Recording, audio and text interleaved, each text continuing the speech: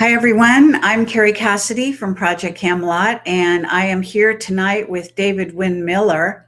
And he is Judge David Wynn Miller, and we're going to get him to give his own bio simply because it's a little confusing to me.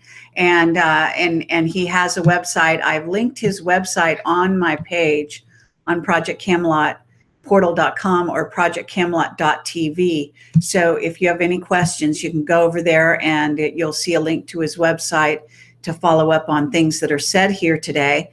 And then we're also going to be talking about Leighton Ward. And we've got some family pictures that were submitted by his sister, Mandy. And I do have an audio that we'll try to play. It's quite a short audio. It's a phone call between Leighton Ward and his sister.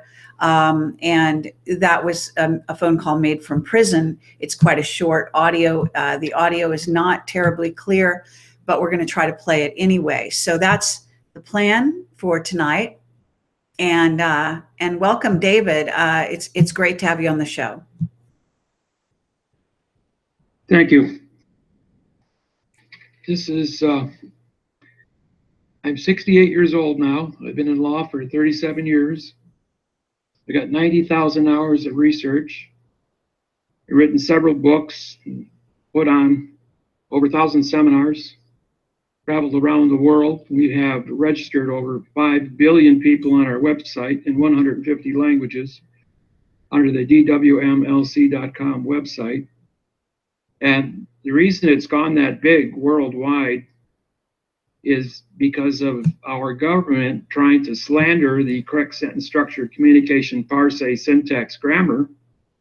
And in trying to do so, they cause people to look at the David Wynn Miller name, and then it takes them to the website, takes them to the videos. And now we're the first page on YouTube, Facebook, Twitter, and several of the other carriers. Because of the amount of volume and traffic that is within this on my technology. I get about 100 to 150 emails a day and a dozen phone calls a day trying to get a hold of me and ask questions or go through. People are realizing that grammar is the foundation of every contract. And syntax grammar verifies if that contract was written correct. All things on planet Earth that are owned because of a contract. If the contract is written in adverb verb or adverb adjective pronoun, it's been modified to color or modified for opinion, and so therefore your contract is fraudulent. And we could mathematically certify that fraudulent and engineer it to be a fraud, both frontwards and backwards. So with that said, it has embarrassed the 11,000 judges and 1.6 million attorneys, and every court on planet Earth that uses fiction language. Now, one of the things that took place four hearings ago at the Leighton Ward, one of their ominous hearings, is Leighton says to the judge, I want to see the law, rule, regulation, and code of your contracts to hold me in prison. And the prosecuting attorney says to the judge, I object to the use of correct parse, syntax, grammar in this court. And the judge stands up and says, I agree. We will not use any correct parse, syntax, grammar in this court in front of 20 prisoners sitting in a jury box, a dozen attorneys sitting in the audience, and realize that he just confessed to perjury under Title 18, Section 1621, because he says we will not be correct. And that also violates Title 18, 1001, which is fictitious conveyance of language, which carries a 10-year prison sentence and $10,000 fine. And under Title 15, Section 1692E, under the Fair Trades Act, it carries a $25 million fine for a corporation, and the judge and the district attorney creates a corporation within court system. That's the Bernie Madoff case, who stole $69 billion from Wall Street and wound up in prison for 150 years. Why is Leighton in prison? Because he syntaxed the judges of Lake Havasu and the district attorney oaths of offices. And he did it on the Federal Postal Court website. It's about a 1-hour presentation where he identified the parts of speech It showed how the oath of office was fraudulent for both the attorneys, lawyers, and judges. And so they issued a warrant for his arrest. And then he went ahead and he filed a complaint against Bank of America, not at the court clerk's office, but the county clerk. Now, the county clerk is responsible to lodge or file complaints under Federal Rules of Civil Procedure 70A and 70B. A complaint was filed against Bank of America. They faulted. A judgment was issued by the Federal Postal Court and then lodged at the Lake Havasu County Commissioner's Office. And so they issued, because that was an official lodging, they went ahead and issued a warrant for his arrest because he blew the whistle on the fraud that Bank of America was using on the mortgages. Now, we syntaxed the Bank of America mortgage with 4,700 syntax grammar mistakes. And with that many mistakes, we proved that it was an engineered fraudulent mortgage. So the state being exposed, and since 2008, when we syntaxed Washington Mutual's mortgage, that one lawsuit shut down Washington Mutual, which opened on Friday at $60 a share and opened Monday morning after filing bankruptcy for 10 cents a share. The major banks, Wells Fargo, Bank of America, Citibank, and Chase, all rushed in and bought those 2 million fraudulent mortgages. But when they got the accompanying lawsuit with it, their stock dropped 95% in 6 weeks, all the major banks. And that created, the market went from 12,700 all the way down to 8,000, which was the housing bubble burst and collapsed. Then Eric Holder came in and sued the banks through the Securities and Exchange for selling fraudulent mortgages to the Securities and Exchange and collected $400 billion from the banks for fraudulent mortgages. Then Kamala Harris in California, I brokered a deal between the 4 major banks and Kamala Harris for the fraudulent mortgages of California, and Kamala Harris received a check for $26 billion from the banks. She used that $26 billion to pay off the $19 billion bankruptcy of California in 2010. That's all on the internet. That's public record. The other $8 billion or $7 billion from that went to the whistleblower fund for mortgage relief for the people that were displaced. So, I mean, these are some of the biggest lawsuits ever settled in the United States because of grammar. And because we blew the whistle on Lake Havasu, they're saying that correct grammar is a fraud. It's a simulation of their fiction grammar because we blew the whistle on it. So they're trying to charge Leighton with simulation of a legal process, the legal process being fiction. Now, there is no such thing as fiction. There is no such thing as negativity. There is only performance. There is only energy and different values of measuring energy. You can never create the negative condition of anything. And yet the entire court system is engineered on the word no, not, without, no thing, re, dis, un, in, which are prefixes. All prefixes mean no.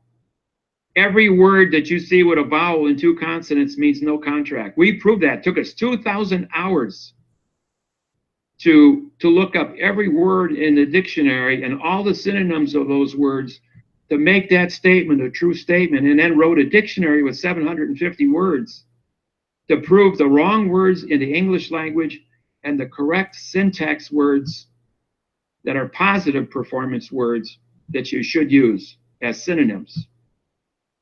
Okay. And we published it in our book and on the website. All right. Now, what I'm going to do here is, David. This is some of the work that we've done. Thank you. Well, can you, I don't know if you can see the screen. I'm just putting the Attorney General Kamala Harris judgment up here for people because I'm sure they'd be curious to see a bit more detail on that.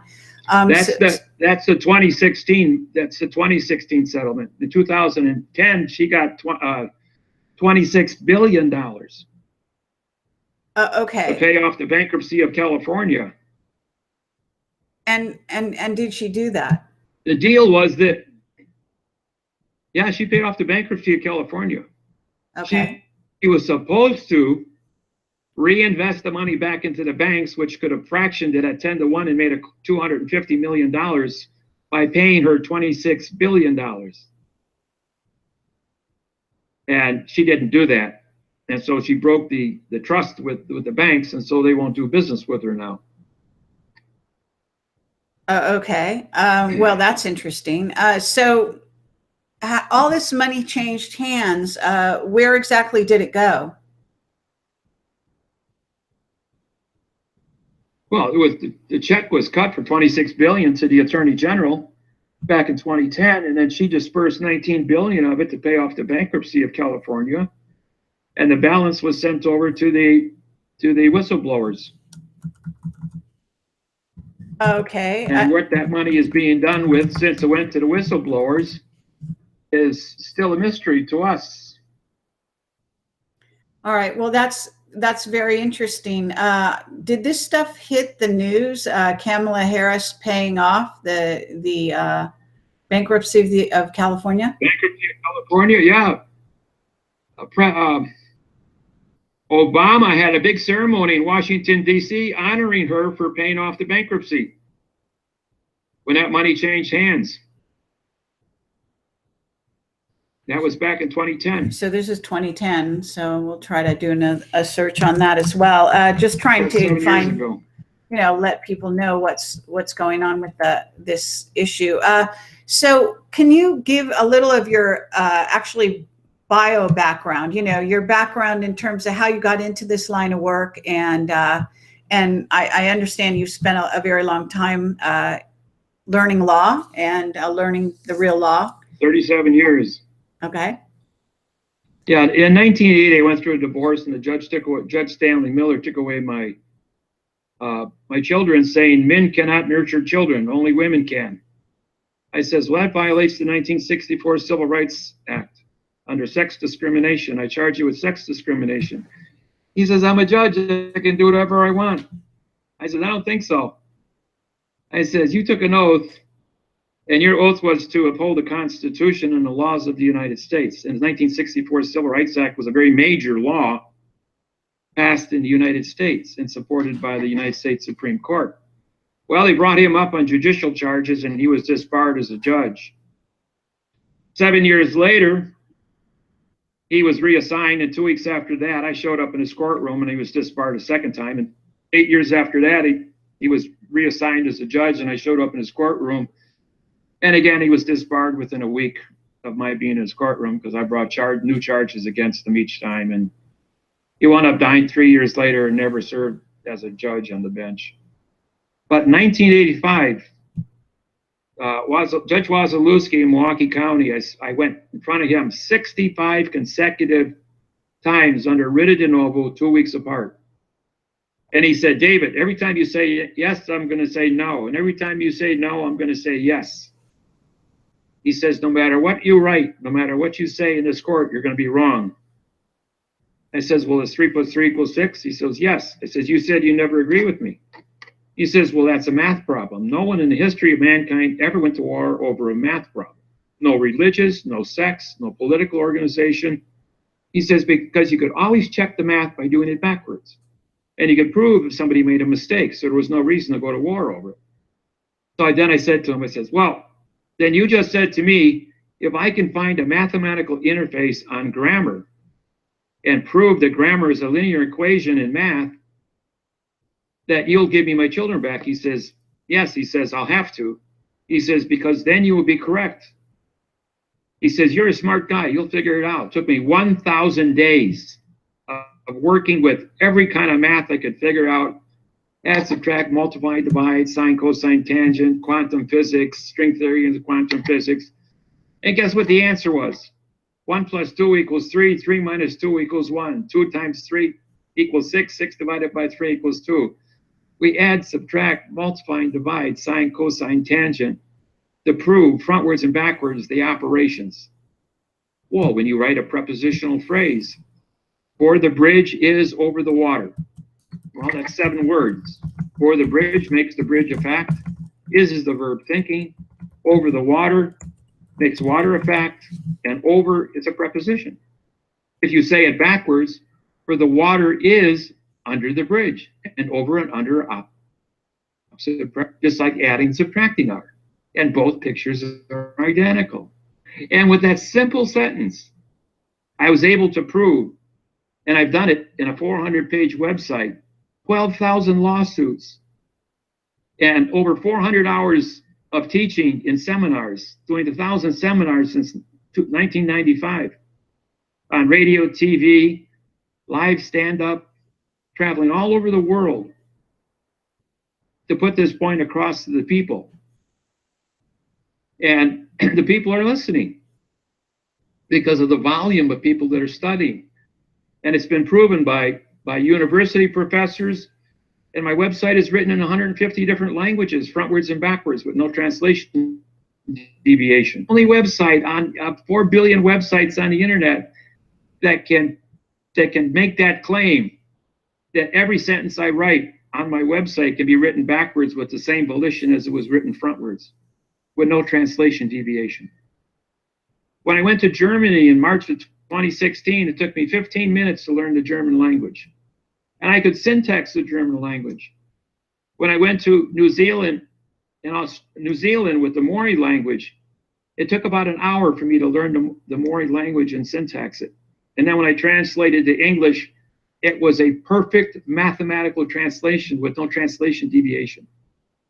And so I wrote the New Zealand Constitution in quantum language. I wrote the Australian Constitution in correct grammar. I wrote the Ireland Constitution in August of 2012, and they got their independence from Ireland after 660 years of war. Now Scotland's going for their independence using the same constitution, which is published on my website. These things are facts. When Iceland saw the lawsuit, the quo warranto complaint for fraudulent mortgages, kicked out every bank in Iceland and gave every homeowner in Iceland clear title to their properties, and told London and Wall Street to suck it up, or they'll go public and expose the fraudulent grammar that's being used to steal. 30 million of the 68 million mortgages in the United States are now in foreclosure. That's 40% of the population of America is in foreclosure. And then I had a car accident. Okay, wait, slow down. We had Thank you. Can you explain that statement?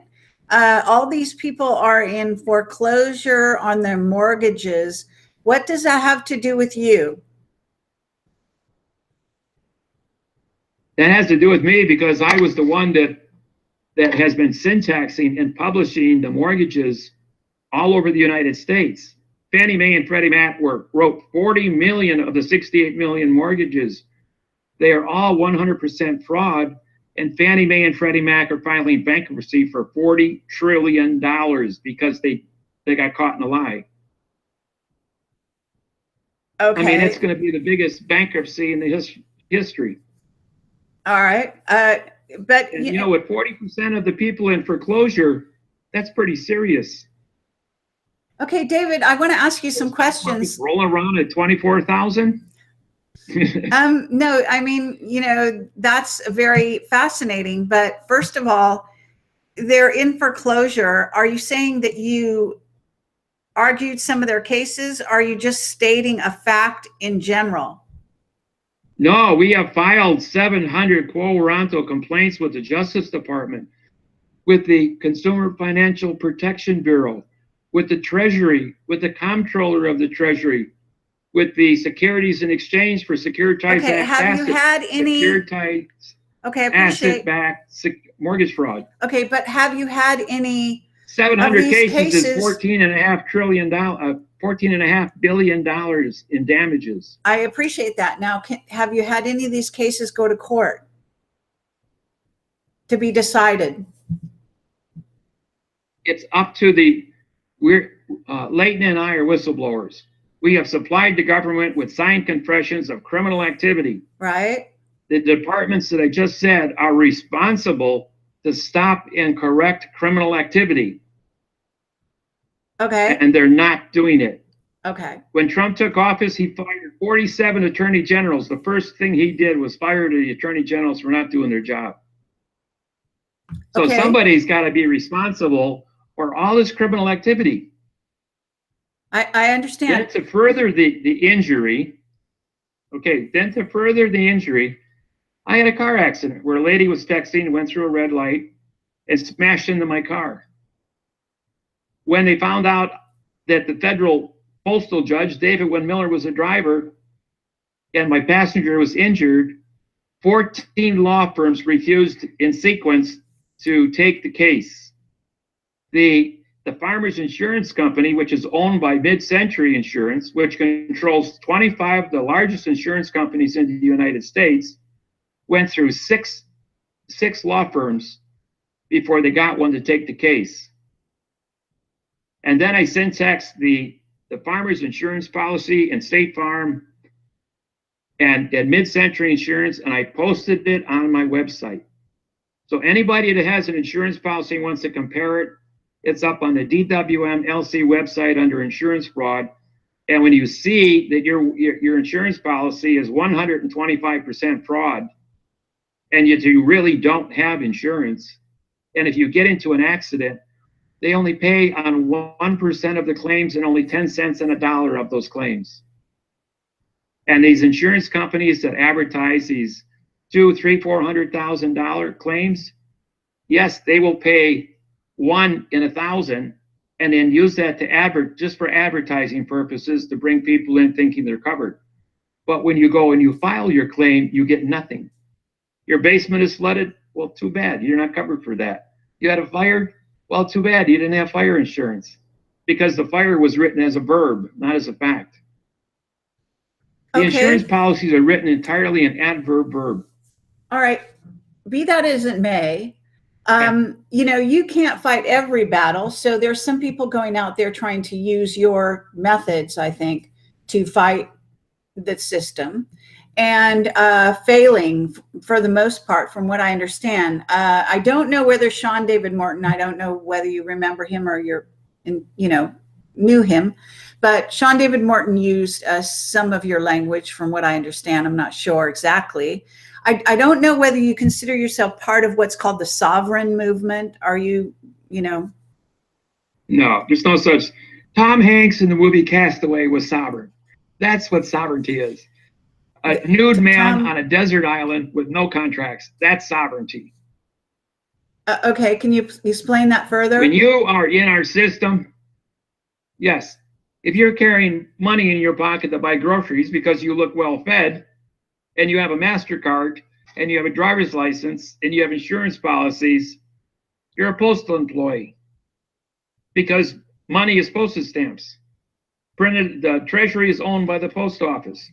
The post office owns all 3,800 branches of government. All military comes under the postal. Okay, I'm not a big fan of the post office. You remember Bill Clinton?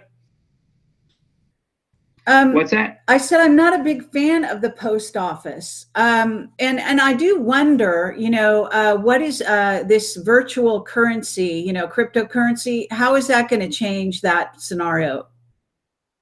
Don't know anything about it. Bitcoin, that's a joke as far as I'm concerned. Okay, just because somebody pulled a gimmick out of the air. Okay, well, have you studied it though? Are you talking out of being educated? Where's the sweat equity? Sorry? I say, where's the sweat equity of gold and silver, and where you earn something, not just created something and threw it out there as a Bitcoin? Well, I think that's a good argument, but what I'm asking you is, I'm just curious whether you've investigated this.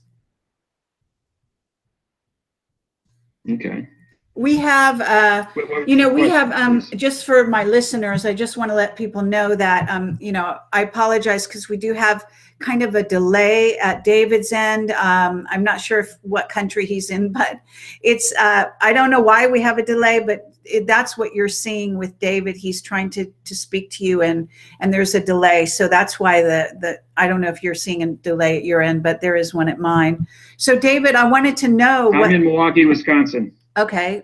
There's no reason why we should have such a weird delay, but we do.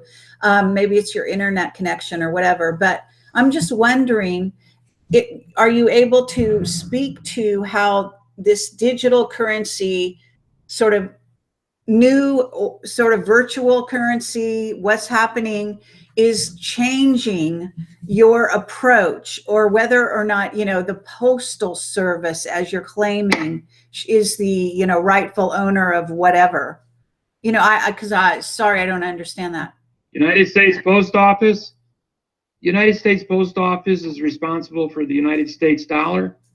It's not involved with Bitcoin. That's an internet. That's a cyber technology. Right. So you don't have taxes involved.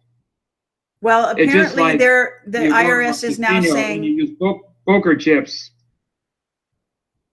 Well, apparently today there was an article. When you go, there's an article saying today that the IRS is planning to do something about taxing the returns from Bitcoin. Well, then they better use the correct parsing syntax grammar, because if they don't, it's just another adverb verb babbling. You know what the word internal means? IN means no, TER is terra, earth, and AL is contract. Revenue, RE is no, VEN is venue, and UE is contract. No venue contract. So you have a no earth contract and a no venue contract. Service. Everything in the IRS codes is written in adverb verb, Title 26. There is not a single fact in the entire IRS codes. Everything is in a box, and under maritime law boxing, anything in a box is an enclosed area and can't be considered. And when I sued the Treasury on March 1st, 1997, they took the boxes off all the old money. Look at your old money versus your new money, and had to print all new money. I did the same thing to Canada, and they had to go from paper money to plastic money. So did Australia and New Zealand. I'm public enemy #1 to the currency issues worldwide. Okay. I mean, because I blew the whistle and I had mathematical proof on my side. Okay. Let me ask you about an interesting thing that happened to do with the consumer, I don't know, the Department of Consumer Financial Protection Bureau. Where they actually, right? A person was resigning. He wanted to give that sort of the directorship on a temporary basis to the person below him, you know, in the subordinate position, who was then going to move into his position. At the same time, Trump elected his own person as a president, and he put that person in place. Apparently, I don't know if it's already happened. I don't know the date, but it was something like this week or next week. These people are both going to show up for both the same job. Did you hear about this?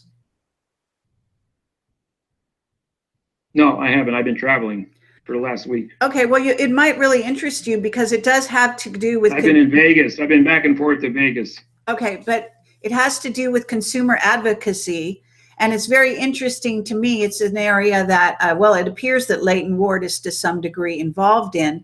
And would you consider yourself involved in that area or not? No, he's not involved with any of that. He's been in jail for 190 days with no charges. Well, prior to that, I thought the internet refers to him as okay, prior to that, the internet refers to him as a consumer advocate. Does that mean anything to you? What he's doing is, because people are buying mortgages and he just strictly does mortgages, but because they were buying homes, that's a consumer issue. And the mortgages were fraudulent. And so he was exposing the fraudulent mortgages. And Bank of America, bank is a pronoun, of is an adverb modifying the verb America. There's no such thing as a verb America. That's syntax. That's basic syntax under the federal styles man. So it's a bank of fraud, and everything written in their policies is fraudulent.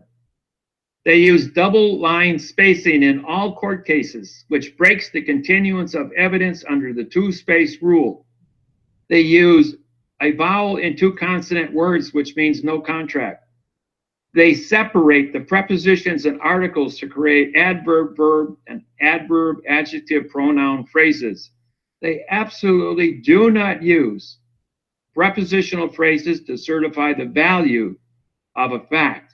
And every fact has 900 definitions, and I prove that mathematically. Okay, can I ask 68 you? prepositions and 38 articles. Okay, can I ask you if your interest in this and your sort of emphasizing these as either laws or facts, is this coming from the Constitution, or is this coming from judicial procedure and manuals that they published years ago? The Federal Styles Manual, the judicial procedure, civil procedure, and federal rules of criminal procedure. PRO means no, and procedure means contract. So you have the federal rules of no contract. So because everything is no trespassing, don't walk, and they use the word no and no contract words throughout everything they publish. The only thing they will use in court is negativity, because negativity does not exist.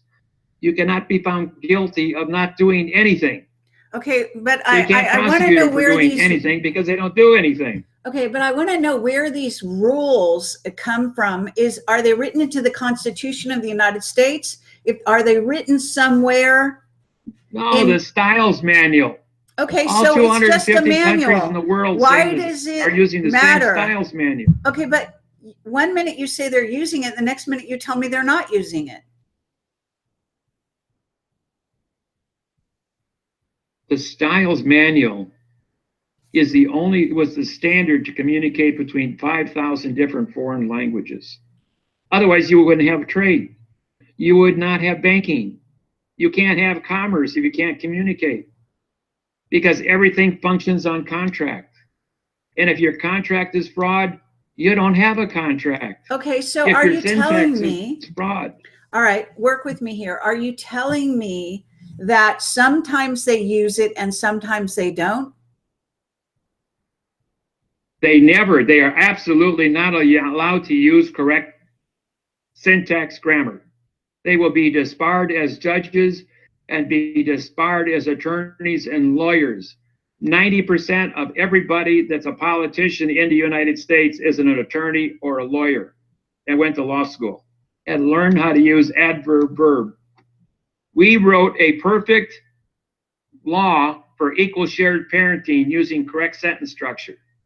It had to go through a group of attorneys. When it came out the other side, every single prepositional phrase was taken out and only adverb verb was put in to hand to the Senate of Wisconsin. And the Senate came back and said, this is stupid. It doesn't say anything, and threw it out. It was a perfect bill that they destroyed, to take away equal shared parenting between parents and destroying all the children. And 70% of all people in the United States are divorced. 70% of all kids going to school, high schools and grade schools, come from broken families. All right. Look at all that messed up. All right. That's messed up kids. Those are some good statistics. I appreciate that. But what I want to ask you is, if they're, if they have it written down somewhere and they decided on it in whatever year that was, because I don't know when that was, but they don't use it, then it's no longer used. But you're trying to bring it back. Is that what you're trying to do? The styles of boxing, the styles of two-space rules, and the styles of those two factors right there, just boxing and double spacing, destroy 100% of your contracts. Okay, but and the fact that you have to have a prepositional phrase to certify a fact. And if you destroy the prepositional phrase, you destroy the fact and make it a verb. Okay, now I really... They don't say for the fact, they say the fact. Okay, I appreciate your logic. I think your logic sounds sound, but what I don't understand is you're talking about a language it takes two people to communicate. And I'm wondering if the problem, you know, we have a problem here, right? You're saying they have written a certain type of procedure down, but they don't follow it anymore. I don't know if they ever did. They don't teach it in school.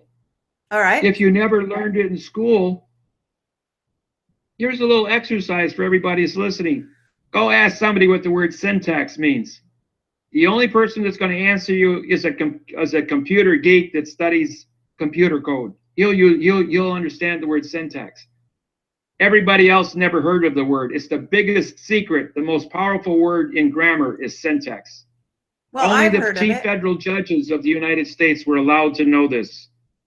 Well, that's why when a lower court made a decision, they said go ahead because he knows the syntax.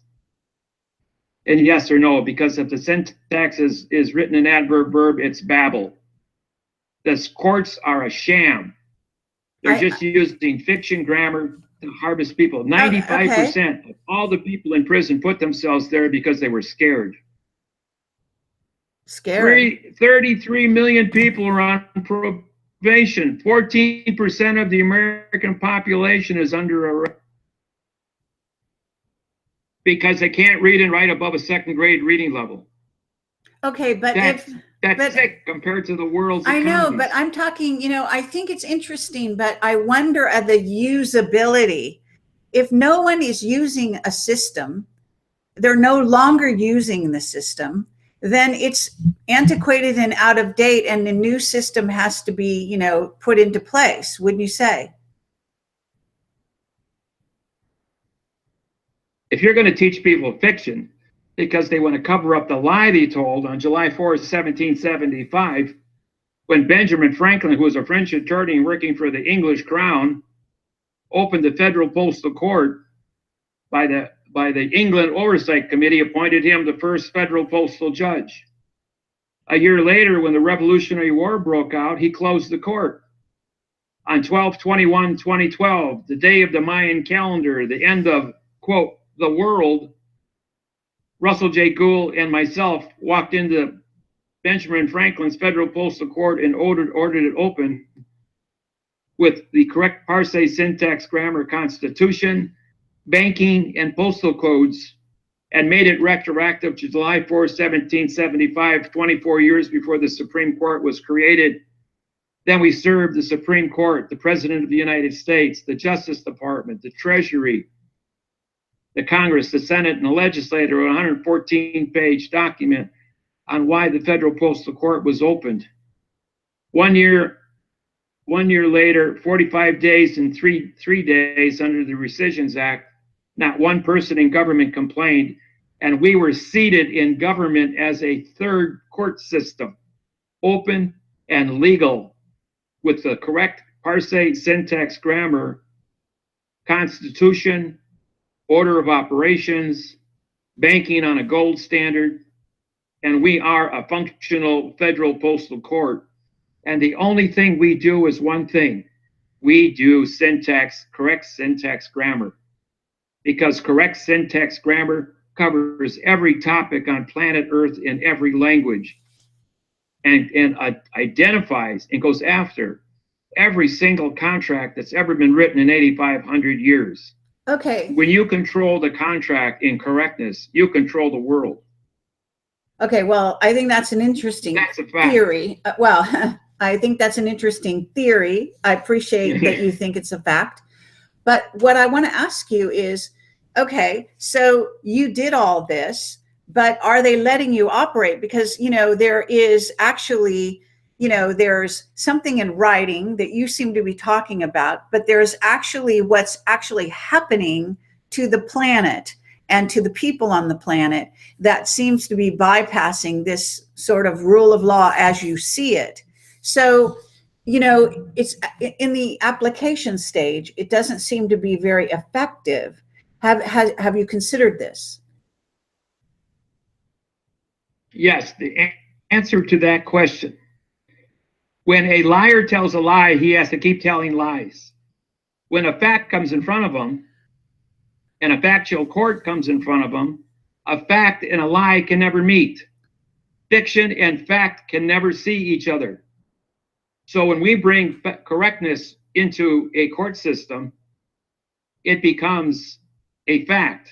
But the fiction cannot see it because they would confess that every single person in jail and every single person on probation and every single person they took money from in violation of the Title 15, Section 1692 Fair Trades Act was a violation of false and misleading statements. You look at the repercussions of that for 240 years and do the math. We're talking about a real serious lie. And, you know, we're 4% of the world's population, and we're sitting out here trying to rule the world with a lie. And everybody knows it's a lie. Well, I'm sure that they're all doing. But when I go to foreign countries, I'm sure their courts are lying too. I mean, you know, it's not just us. But exactly. Let me ask you a couple things. One is, who invented this language that you're using? Isn't it England? Article 8, the 6th of April, 1988. So, sorry, wait, who invented this language, this procedures? Because we had a break in our connection here.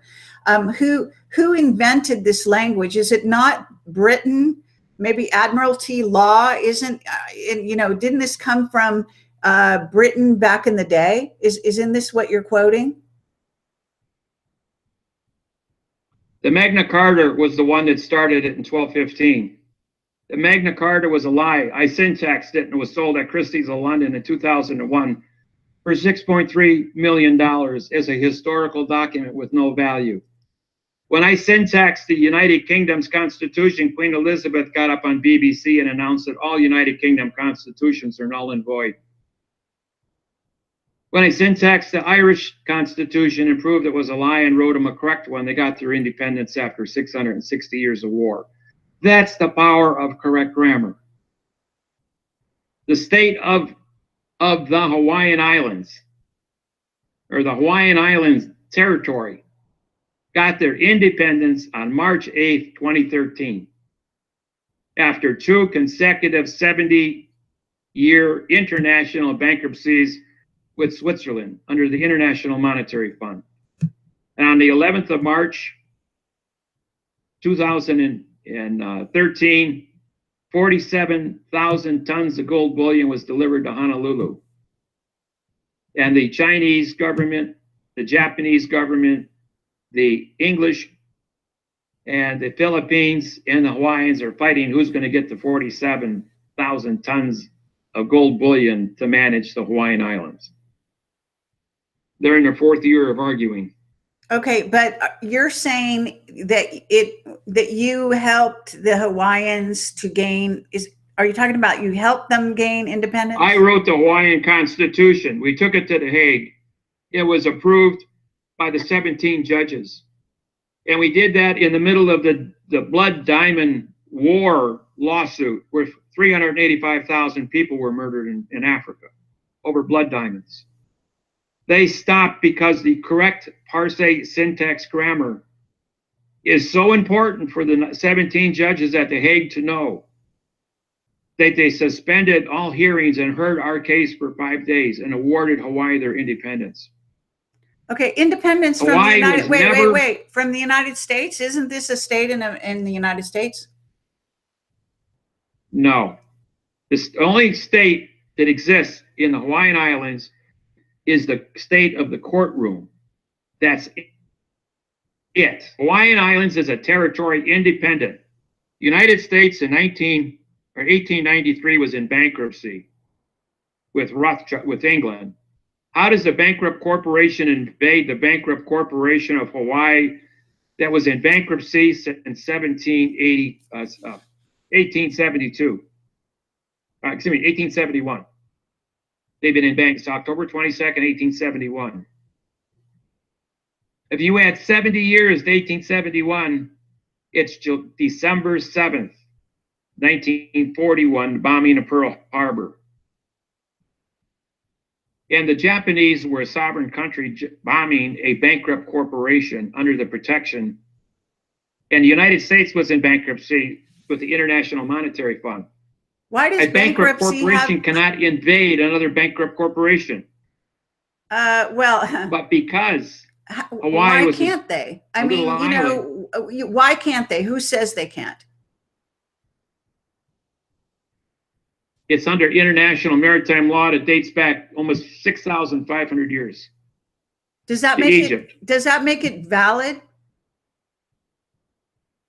Yes, it's been around 6,500 years ago. They got what little bit of the world started. They put down the maritime laws. They put down the postal laws and the international bankruptcy laws of 70 years, and called the Year of Jubilee. And those laws have been going around for the last 6,800 years, since 4700 BC. I see. And is your syntax grammar related to those laws? Yes, it is. Okay, so you're building your case, if you will, for what you're saying on this interview and everywhere. You're building it on this sort of foundation of this admiralty law that was decided 6,000 years ago. Is that right? Yes, the whole world had to do trade with each other as the world developed.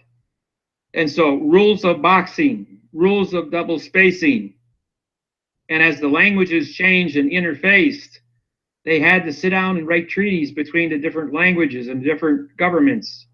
Otherwise, there'd be an endless war that took place. Well, some would say there is an endless war. There's every indication that there is an endless war. The rule,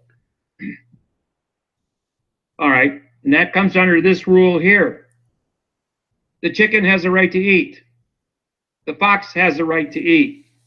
Enough said about rights. And that's what the judge said. Well, okay. What is? In other words, you can keep what you can hold. King Hussein said to the United States, "I'm a king. I'm a sovereign country." Yeah, well, they went over there and blew the shit out of them in 6 days and killed 95% of their import. He says, "Yeah, you got a right to live, and we got a right to live. Now you don't have anything." You know, Leighton asked me to say this to the audience. As a prisoner, you have a right to eat. And all prisoners in all jails in the United States are fed. Vegetarian right, correct? And all prisoners in all jails in the United States have a toilet. Even if you're on an airplane flying, the toilet is the brig on an airplane because it's a vessel in a sea of space, or on a ship. And if you walk into any court on planet Earth and you speak a foreign language, you're entitled to have the right to understand what the judge is saying, what the laws are, what the prosecutor is saying. So you're entitled to a translator. Like if you go into an English court and you speak Spanish, you're entitled to Spanish or German or Russian or Japanese, Chinese, don't matter what it is. You are entitled to a translator. So Leighton says, "I can't understand you, Judge. You're babbling an adverb verb." I went Federal Judge David Wynn Miller, who understands and has the treaty to translate babble into quantum language so I can understand you. Denied. You are not allowed to use any correct grammar in this court. You are not allowed to have a correct translator in this court. Quote unquote from Rick Lambert, the judge in Mohomie County Jail, or Mohomie County Court. So he's denied the basic right to communicate with the court. And so the judge says, "Well, I guess I'm going to have to recuse myself." And the district attorney says the same thing. If we already confessed that we can't be correct, I guess we're going to have to recuse ourselves. And so that's where it sits. He's in 190 days. There has not been a legal word, a legal charge placed against Leighton Ward by the United States government, by the state of Arizona, by the county of Mohabit, by anybody, because the world of fiction can't communicate with the Federal Postal Court because it's a court of correct grammar. Okay, well, Sean David Morton did the same thing in court, and he was unable. They put 2 guards on either side of him whenever he tried to stand up and speak in court and say anything about, you know, some of the things you're talking about. They shut him up, they made him sit down, and they wouldn't let him talk. Yes, because he was going to use correct grammar. Right. And the sentence he was is for the claimant's now is with the claim of the correct sentence structure, communication, parse, syntax, grammar, with the laws, rules, regulations, and codes for the avoidance of perjury under Title 18, 1621 by this claimant.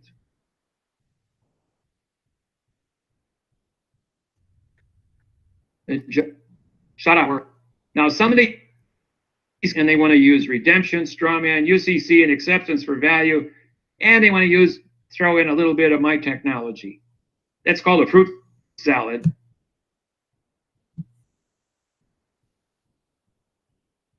Okay, our communication is being interrupted, as you can see on the screen. So we're gonna try to stand by and see if it reconnects. So, right. Okay, so crazy. Actually, I think what I might have to do is call him on the phone. I'm not sure. It looks like he lost his connection. So I'm going to sort of stand by and hold on 1 minute. I have to make sure this room is still open. I don't know how to do that. This is not working right.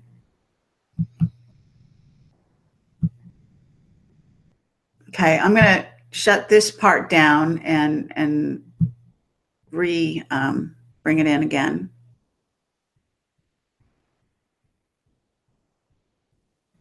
Hi, David. There you are. Yes. Okay, good. So we're back with you. You started to. I don't know if that was you or if they actually cut us off. Well, they probably cut you off, but I don't know why you're having a bad connection. I don't know if this is usual for you. I don't know, what goes on. Yes, every time I hit a nerve, they have the power over the internet. Now, I'll repeat the statement. If you have 100 numbers times 0, it equals 0. You've watched crime shows on TV. You've seen people on the witness stand go through all the facts and then tell a lie. And what happens? All their testimony is thrown out, because just like a lie from a person in a correct sentence structure will then cause everything to be a lie. Just like 0 times any series of numbers equals 0. 0 divided by any series of numbers equals 0. And a 0 equals the lie. And I've been able to prove that frontwards and backwards since I started this program 29 years ago. Okay, well, I appreciate. And that's what makes me dangerous, is because I have their signed confession. All right. I appreciate this notion that you have been able to make language appear like mathematics. And based on what this judge told you, if you did that, it would somehow be correct. But this is still a supposition on the part of that judge. I mean, why does it matter if language is balanced like mathematics? Whoever said it had to be? And why did you believe that? Because if you have the word opinion, presumption, assumption, guessing, and perjury, all violate correctness in a courtroom, which are lies. And if you're going to tell a lie and commit perjury, Title 42, 1988, While engaged in the fictitious conveyance of language, the state is liable for all damages, and the case is vacated. And every word out of the DA's mouth and every word out of the judge's mouth since this case started 190 days ago has been a bold-faced lie, and I've sat in that courtroom and listened to it. Then the judge says, I challenge anybody to understand what Leighton is saying. And I stood up, and so did his sister, Mandy. And the judge says, we're not going to go there. We're not going to do that. He turns around and says, well, David Miller is sitting right there in the courtroom. No, I'll take care of this. You just sit down, District Attorney. David Miller in my courtroom. And then, okay, take Leighton back to jail. That's it for this hearing. Okay, so let me ask you. It was a kangaroo court every single day. Now, I want to ask you, if all these judges are corrupt and they're all not operating according to even their own so-called laws, then how do you expect to be effective?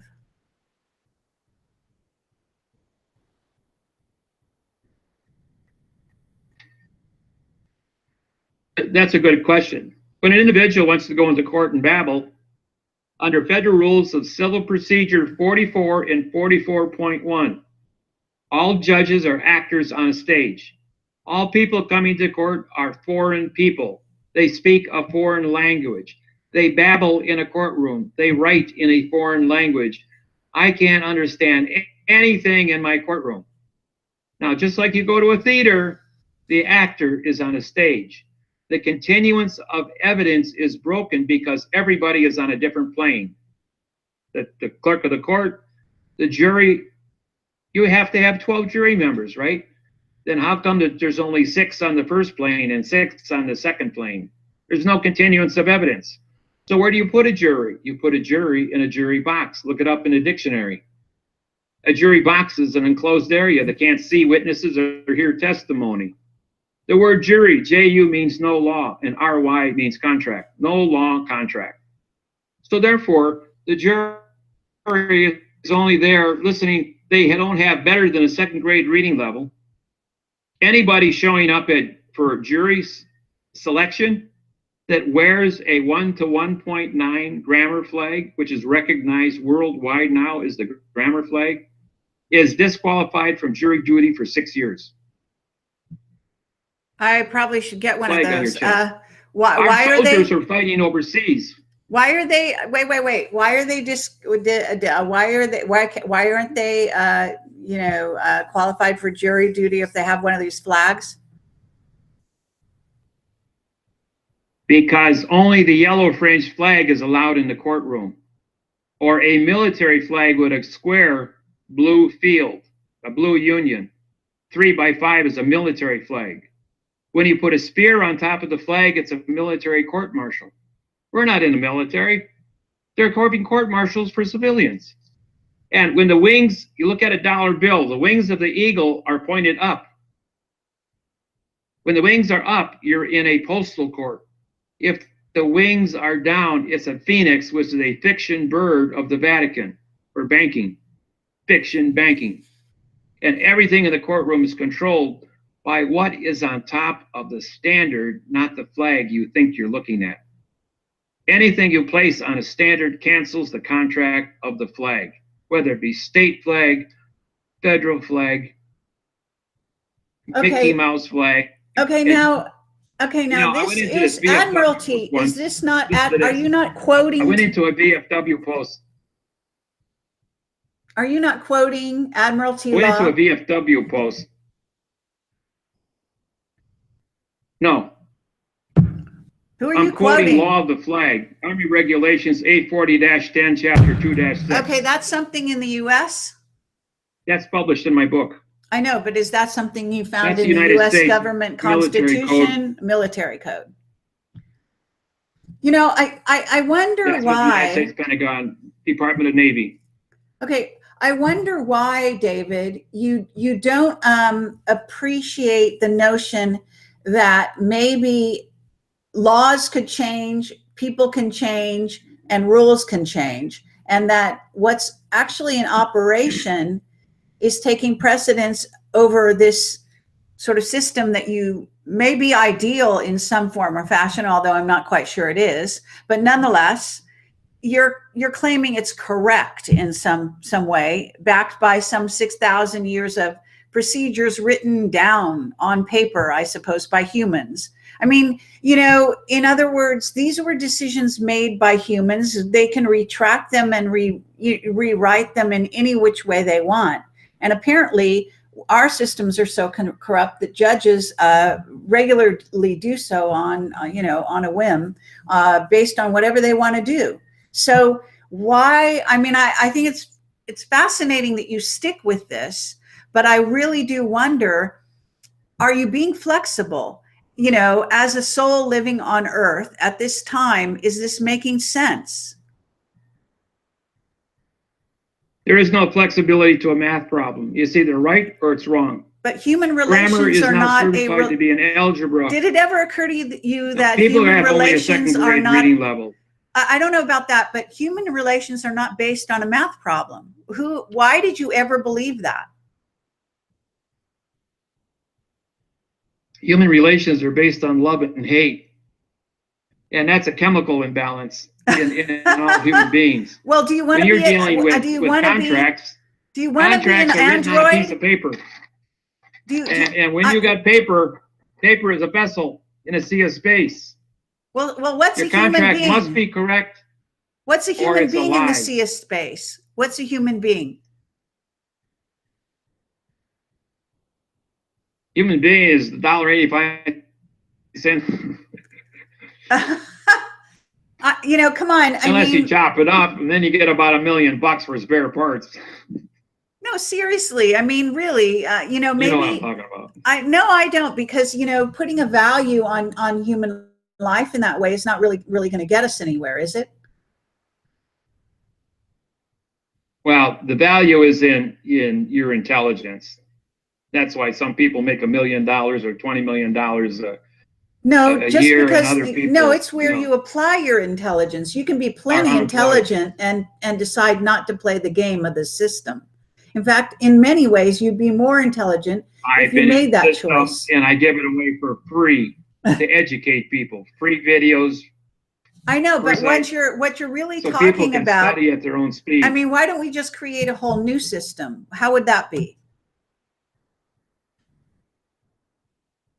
Yeah, they just did that with Bitcoin, didn't they? Well, I'm suspicious of that, as perhaps you are. So I'm not so sure that's the case. But I went back to basics. I went back to the basics of styles. I understand that. The Cornell University Dictionary is 4 feet thick. It's got every word written in history in every translation. Imagine that, a dictionary. Well, maybe I don't respect that. You know, before, I mean, I don't know if you realize that we're being visited by, you know, humans from other planets, et cetera, as well as beings that are not humanoid. Yes, the moon was moved. Okay, so if you understand that, why 2013 the moon was moved? All right, do you think 17.6 degrees? Great. Who do you think moved it?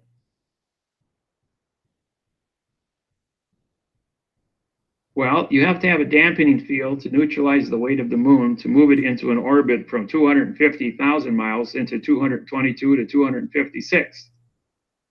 Now, the reason the moon was moved was to catch an asteroid moving 41,000 miles an hour and punched a hole in the moon 65 miles wide and 10 miles deep. If the moon had not been moved, it would have hit Nebraska, and we wouldn't be having this conversation. The entire planet would have been vaporized. Okay, what 2 miles below Nebraska. What year do you believe that There's a lake happened? of water 2 miles deep. Okay, what year was that? 2013. 2013? September 21st, 2013. Okay, very good. We now have 4 full moons. Starting tomorrow night, there will be 4 full moons. Go outside and look. Since the beginning of our histories, we've only had 1 full moon a month. Now we've got 4. Okay. And you know, somebody says to me, what corporation on planet Earth moved the moon? I'm going, like an airplane to fly and want to move a moon. Okay, so you're pretty aware, and who gave you that information? Somebody? because of who I am, I had classified information from the Air Force. We have about the spacecraft in Greenland. It's 300 miles long, 55 miles wide, and 2 miles high, and currently sticks out of the ice 1 mile. Right. Strange object in Greenland. It's all over the internet. Yeah, absolutely. There's another one in Antarctica, and there's 3 more on the dark side of the moon. It was picked up by the Hummel telescope, and my buddy who works at Hummel sent me a video on it as they docked on the dark side of the moon, and 5 days later, the moon was moved 17.6 degrees out of orbit. This spacecraft, there's 3 of them, 300 miles long, so they had the horsepower to throw a dampening field around the moon and move it into a location to catch the asteroid and save the planet. And that's someone here on planet Earth. I bet they didn't use syntax concerned grammar. about mankind. I guess they didn't use syntax grammar, did they?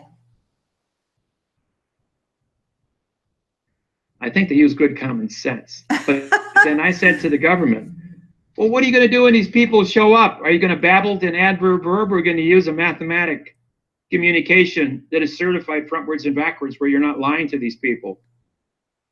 They could very easily take up a position called a quadrahedron, because they have four positions of location, A, B, C, and D, and put the planet Earth and drop a dampening field over the planet, which would stop electrons. You do the math on that. It sounds a little bit like a Dyson sphere, although you're talking about something that isn't spherical. Well, it's good that you know that information. I'm just wondering. No, but let's discuss this, because various robots may be. I had the whole program on my website for 3 years, and the Air Force took it down. About the spacecraft in Greenland. Had all the facts, all the people involved, officers, pictures. It was up on my website for 3 years, and then it disappeared one day when the Air Force took it down. Said, don't talk about that. You're disrupting the religions of the world. Okay, well, it's unfortunate they did that. It's too bad you didn't send that over to me. They consider I'm plausible deniability, okay? So if I put that on my website, I would probably get away with it a lot longer than you would. Okay, so I appreciate that you have I got away with 3 years. Okay, but what I'm asking is, you're using a system that is not being acknowledged by your fellow man. Now, we may not appreciate those particular fellow men, meaning judges and people that are running the system, but this is what they're doing. So how do you, I'm just curious, what's your vision of how you think you're going to succeed, if you think you're going to succeed? All right. You use the word acknowledge. I spell that A-C-K, about 2 consonants. A-C means no knowledge. So we have a no knowledge system that's attacking a knowledge. The knowledge is mathematics, which there isn't a person on this planet that's going to argue with math. Well, actually, every sentence I write can be certified. I can raise my hand. I actually will argue with math. I don't think the math is the same here on planet Earth as it is in other systems. I don't believe that. You know? I've been told time is not the same when you leave planet Earth. That's true. Okay, if time is different, then why isn't math different? How close you get to a black hole? Okay, if you understand physics, quantum physics, and string theories, our location on the Milky Way galaxy allows light to travel at 186,000 miles per second, but electricity is exactly 1/2 that, 95,000 miles per second, which is a unique condition of electronics. We can send a laser beam moving at the speed of light that can carry 1,000 times more information than electricity through a wire, and have a higher level of efficiency in computer technology. Well, I have been told that the speed of light is arbitrary. A piece of wire 1 inch long. Say again, please. I have been told that the speed of light is arbitrary. Yes, it's based on how close you are to the Milky Way galaxy black hole because of the gravitational factor. Okay, but there's a lot As you more get further to the out into space, multiverse those than numbers that. change. Okay, and what about when you go interdimensional? Right. The speed of light no longer applies. How many dimensions are there? Well, we deal with our XYZ in time. And is there 5 to 1 million dimensions stacked on top of each other? Right. I can't tell you. I haven't been there.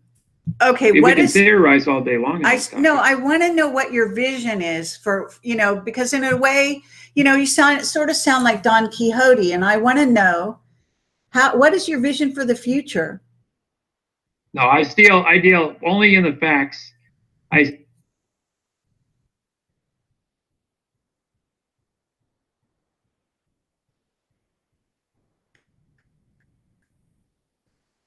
Okay. So let me see if this is going to reconnect or not. Again, it's lost. So let me see if I can dial him back right away and see if this works using this sort of method.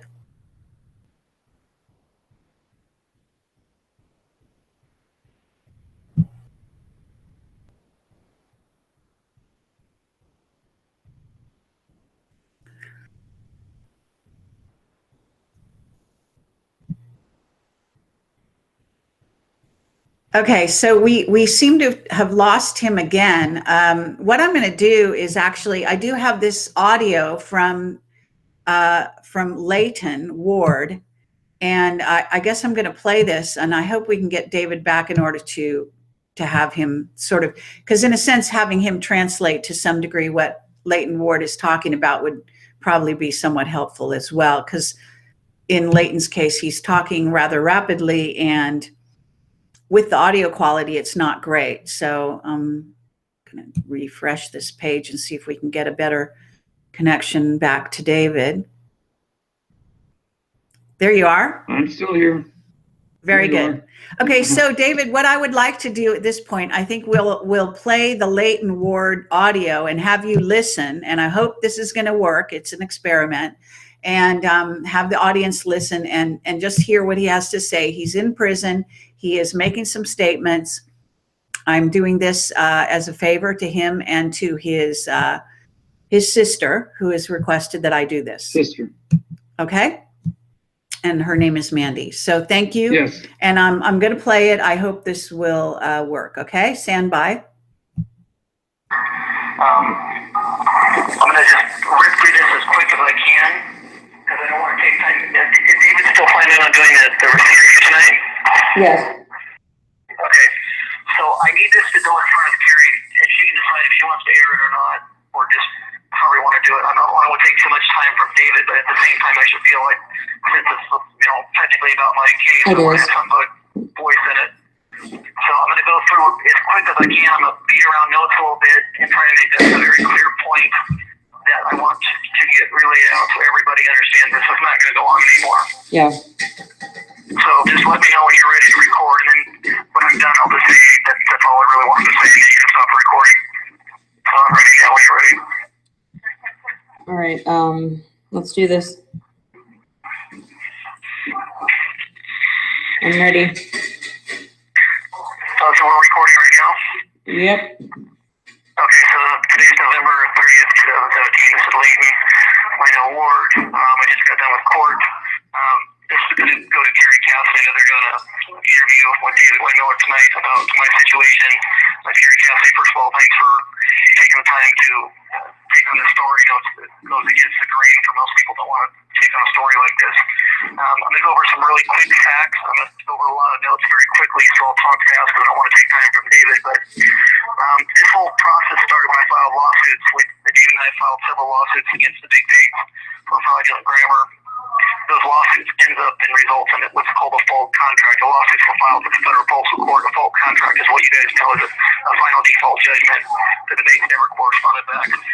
So what we did then is I filed correct judgments in the counties And what happens was Wells Fargo in two particular cases here in Arizona while being held, and also in Tennessee, Wells Fargo went in and sold the properties without clearing these judgments from the counties. And they tried to get around, sneaking around the counties and acting like they couldn't see the judgments. They went ahead and sold properties without clearing stuff from the counties, which is illegal. What ends up happening is I caught Jill Davis, the judge in Lake Havasu City, participating with illegal foreclosures on one of these Wells Fargo sales. I caught her backdating documents. I syntax her oath of office, which a person can look up on YouTube. I then got a call from Steve Auld, the Mojave County investigator, more or less threatening me if I don't remove the videos. Basically, if I remove the videos, they'll let things go, and that's where it all started. I let everybody know about these frauds long before the fraudulent grammar lawsuits were sent to Wells Fargo, certified mail. Berkshire Hathaway, I believe, had 51% shareholders in Wells Fargo. I sent copies of all this information to them. They're aware of it. Chief of Police Lake Havasu, the sheriff, Mojave County, everybody got stuff. Notification of all this stuff on May 4th. In California, they put out a high-risk warrant on me. 6 cop cars pull up on me with AR-15s. Eventually, they arrested me that same time. That same day, they raided my house. Took all our electronics, any proof of documents I had for my cases, all the work I've done for the federal postal court, anything I would do to the federal postal court, all my electronics, they took every bit of it.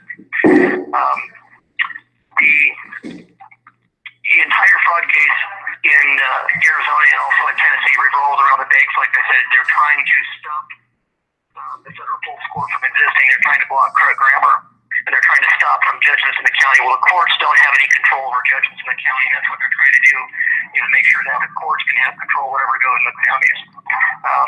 And what happens is, in all cases, what they do, if a person really studies this, you'll see that what they do is they take a 100% redirect of the facts.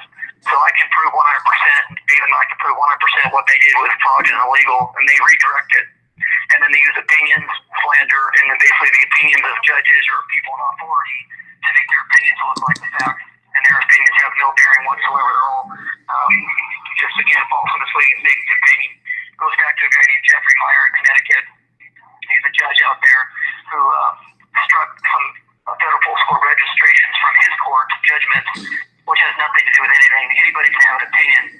Well, Jeffrey Meyer and all these other judges admit that they do not understand the language. They can't comprehend it, yet at the same time they're making opinions about it. And during this entire time, their lack of understanding of the federal postal court and correct grammar never once that they've interviewed myself or David Wynn Miller on any of this stuff. Instead, what they do is they farm around and they follow the fact by just again, people, when they see an opinion from a judge, they think it's a fact, but if you start studying, you really understand that there's no facts behind any of their opinions on what they're talking about. So I got arrested in California. They put me in front of a judge. The first time they started blocking my communication was they sent me an extradition form. The form contained false and misleading statements, and I translated the form into correct grammar. And then the judge, Diane Simmons, in the court would not read the translation. She blocked my communication in the court, basically blocking my ability to speak and communicate. If anything was done in correct grammar, they would not talk about it. They blocked everything. So by doing that, it put me in California law longer necessary on charges that were false to begin with. Got to Arizona on July 11th. And from that point in time, every single time I've been in court, they blocked 100% of my communications. Whenever I sent something in correct grammar, what's called a kite is just a piece of paper. It's the only way I have of getting information out of here.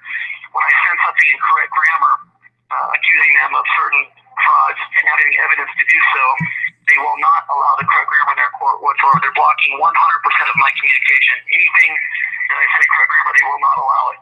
And they keep warning me and forcing me that if I don't go into speaking into fiction grammar, which I'll go over in a second, that you'll see if anybody reads the transcripts and that stuff, that's why I encourage people to go out and read the transcripts and pull the kites from the case file, CR 2017-00817. Again, CR 2017-00817. That's out of Arizona. A California one, somebody has to go back and look at the case number. But the bottom line is that they're blocking freedom of speech, which is the First Amendment, my ability to defend my vessel or defend myself. They're blocking all of my rights to do anything. So when I walk into court, I have no voice. It's no different than putting me in a hole and saying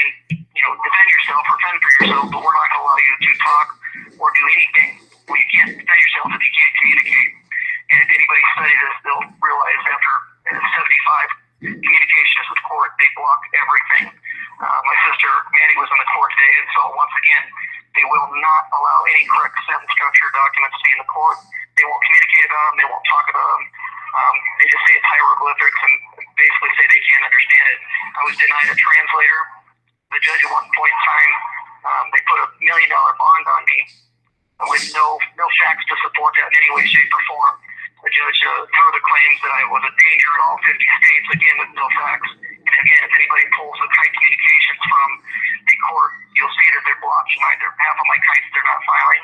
When I say kite, I'm saying communication from me to the court.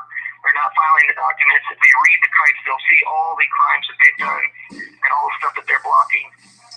Today, once again, they blocked all my communications, efforts to try to get them to read correct sentence structure in the court. They wouldn't do it. Again, it's no different than throwing somebody in a hole and saying, bend yourself, but without letting them communicate in any way, shape, or form. A lot of people say David should just magically up and fix this. David didn't cause this problem. David broke the code on grammar back in 1988, so it's been almost 30 years he's been fighting this battle. I learned correct grammar, I understand it. Obviously, no one's going to have the expertise as much as David or the specialty as much as David, but I certainly understand enough to defend myself in the court. And David's gone to extents to try to educate these people on what they're doing wrong. It's what's called the Title 42, 1986, for stopping for correcting for knowledge of the crime. They're not doing any of that. He spoke with Brian Maston. And here's the thing, make it clear on this. I say this all the time, and I don't know if people really understand it. You have a judicial system, Mojave County, the courts, the attorneys, and all the way across the country, of people that cannot identify the parts of speech in what they're writing. Now, I ask them to identify the parts of speech, they won't do it. That would be the same as a mathematician claiming to be a mathematician, or a bunch of mathematicians claiming to be mathematicians, and when you ask them to identify the numbers, symbols, and values in their equations, they can't do it. Well, I can do it, and David can do it. There's a lot of people that can do it. We can identify the parts of speech to make sure the values of the words were not changed, and that's what's going on here. When I correct their documents and show them that it's fraud, they don't want to acknowledge it. And when I show them correct grammar, they don't want to talk about it either. And this is evidence if Project Camelot or Carrie Cassidy, she can call up, I'm going to list off some names: Diane Simmons, the judge out of California; Jill Davis, Lake Havasu judge; Stephen Kahn, judge out of Kingman; Rick Lambert, judge out of Kingman; Steve Auld, investigator out of Mojave County; Matthew Smith, the GA of Mojave County; James Shopman, attorney out of Mojave County; Brian Maston, I just mentioned, and he's a police officer in Lake Havasu; and you got Michael with the FBI. Ask any of those people to get on your show and chat with me and David face to face, without hiding, without blocking anything, and you'll see that none of them will show up. Every time it comes down to grammar, they will always hide, because they cannot identify the parts of speech. None of them have an oath of office that's correct, which means they don't have an oath of office to anything that they've done to me. From May 4th till now, it's been over 190 days. I've been blocked at my communication to defend myself in every way, shape, and form. And people don't quite get that. They think, well, what'll happen next? No, it continues to go on and on and on, that they block my communications. So to make this clear, when you block somebody's communications, you're blocking their ability for them to defend themselves. No different than somebody blocking your ability to eat, to sustain life. There's really no difference, except when somebody doesn't eat, obviously they lose weight. So at this point, let's say, again, November 30th, 2017, I'm going to go on a hunger strike, whatever you want to call it, because I'm not playing with these games anymore with these guys. They've done too much. They've taken my family. The stuff that they did to my mom, make my mom sleep on a concrete floor. There's more details. People can go into that. They've done so much damage to my family without evidence of anything, using false and misleading statements. So as of today, if people want to see what's going on, they don't quite get the idea that blocking communication is the same as blocking somebody to eat. They're going to see exactly how it works. So from this point on, that's how it's going to be. I'm trying to get a point out there that this is not going to go on anymore. These guys are not going to stop. They're not going to stop doing what they're doing until somebody starts doing something about it. I've done everything I possibly can. David's done everything he can. He's been here for courts. He's done what he knows to do, what he can. But David doesn't carry guns or clubs. So at this point, that's where it's going to be. I'm done with these guys, and that's with my family. The things they've done, they need to vacate these cases. Not only the Arizona case, the Tennessee case. They need to return all of my stuff that they stole. Everything that they took, and want my life back to normal. They leave us alone, we'll leave them alone. But at this point, it's not going to go anymore. I'm done playing with these games with these guys. I've done it for too long. I've been denied my ability to communicate for way too long. Again, I encourage people to go back, read the communications with the kites in the court. Pull it up. There should be 75 by the time you guys hear the maybe 76, 77 kites, you'll see that they're blocking all this stuff. They're blocking communications from one person to them themselves. And you can pull the transcripts. You can see it plain as day that they're blocking my ability to communicate in court. They want me, they basically say 3 plus 3 equals 14. When I come back and say, no, it equals 6, I can prove it. And they say, no, in our court it equals 14. I come back and say it's 6. And it goes on and on and on. And nobody seems to get the point that it's the same thing as blocking somebody's ability to defeat themselves. So I'm going to make that real clear at this point. I'm done with it. Anybody wants to step up and make some calls, do some things, but at this point, I'll eat when I get back home. And my daughter made a comment yesterday of, we were talking about, I think, a recital or something. She was like, I hope you're home by December 20th. Well, we'll see what people do about it, because I've done everything I can in here. I'm tired of being blocked. So I appreciate anybody stepping in and doing something about it, because this isn't just about me, it's about communication and about the blocking communication for anybody that wants to be correct. I guess that's it for now. All right. Okay. Yes. All right. So, Okay, so that's the audio from Leighton Ward, and we played it all the way through. So it will be recorded on this video, even though it seemed that we were going in and out on this window. Just so you know, so you can watch the YouTube, and it will be there. It should be there in total, recorded by YouTube. So here we are, David.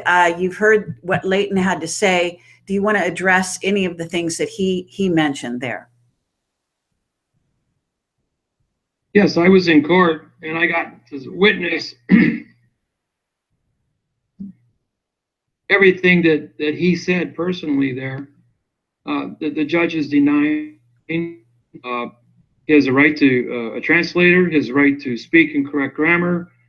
But just like I started to tell you before, when you go into a theater, every single person's on a different plane, so there's no continuance of evidence.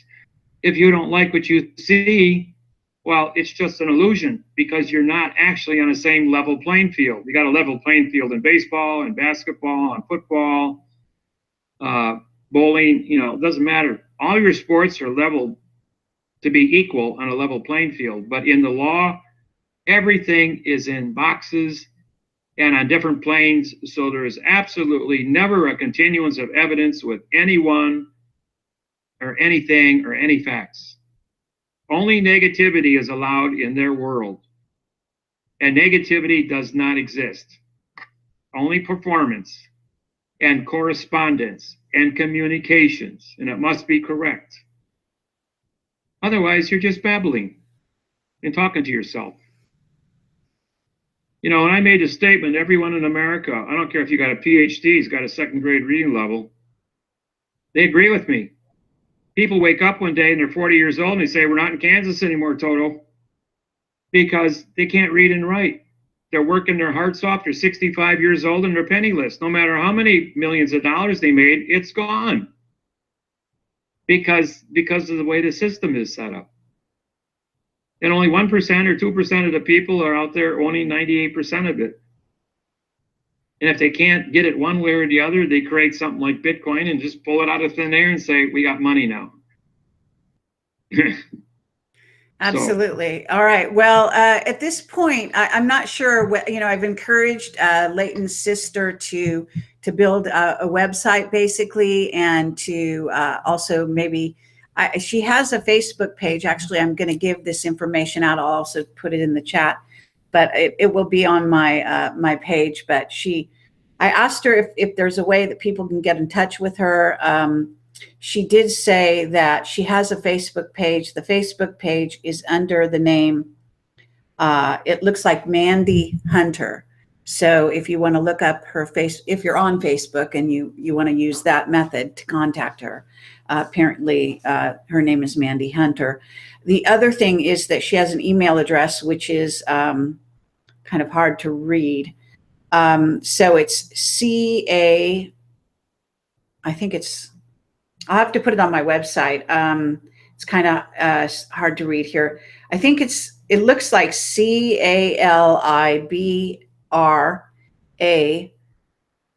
Q Aquarius is the word, AQUARIUS at yahoo.com. So I'm kind of looking at the name to see if it has a pronunciation at all. Calabrac or something like that at, no, I don't know, CALIBR. And then the word Aquarius is I guess what they're saying it is. Anyway, I'll type it into the chat and hopefully it'll be correct. So that's if you want to get in touch with Leighton Ward. I have, as I say, encouraged them to create some kind of website where people can, respond. I don't know if they need funds to, for legal defense and this sort of thing, or if they need funds just to stay alive in this situation that they're in. There are pictures now of the family that I put on my website, projectcamelot.tv. All you do is click on the David Wynn Miller interview and scroll down on that post on my front page, and you will see the information there, as well as David Wynn Miller's link to his website. So David, is there anything else that, while you're here on my show, we've been going for a while, so I'm not going to keep you too much longer. I am going to ask for questions in the chat. We do have a chat room where people can type questions. So if you have, 5 or 10 minutes to do that, if people do have questions, please do put them in all caps, and I will attempt to relay them to David and have him answer them.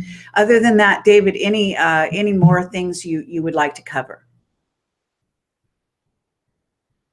One of the things that I experiment with Americans versus people in China, Australia, Europe, the number 6 plus 6 divided by 6, what's the answer? Everybody comes back with the same answer in the United States. 200 out of 200, they say 2. And I said, no, 6 divided by 6 is 1, and 1 and 6 is 7. You always divide before you add. Order of operations. If you don't follow the operations of math, you get the wrong number. If you don't follow the operations of syntax, you get the wrong definition of the word.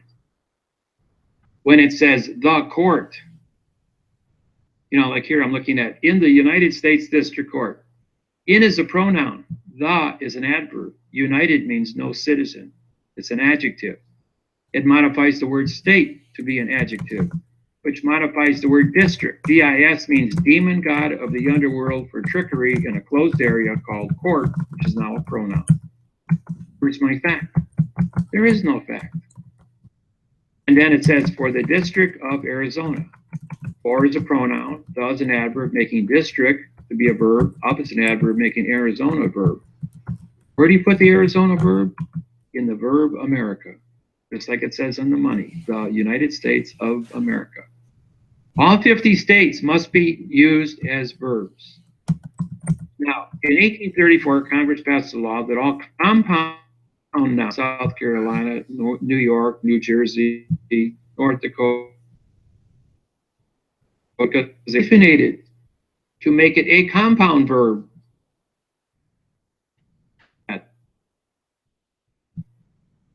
Okay, we lost David again, and so we're going to try to reconnect with him here. Hopefully this will work. And at the same time, I'm going to share my screen. For those of you who don't know how to find his website, it's dead easy. You just type in David Wynn Miller in a Google search or other search term, and I've got it here now on the screen. Hopefully you can see that. So this is his website. His website is actually dwmic.com. I'll put the link in the chat as well. For those of you who do ask questions like that, Google is your friend, although, it may be an AI or whatever, but nonetheless, almost anything you ask can be answered on the internet somewhere by just doing a search. So very, very easy to find. And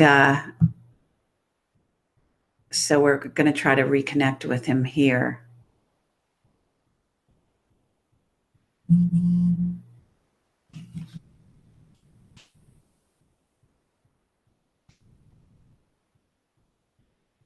Okay. I guess Mandy has been on the chat, so maybe she put her own email address on there for you.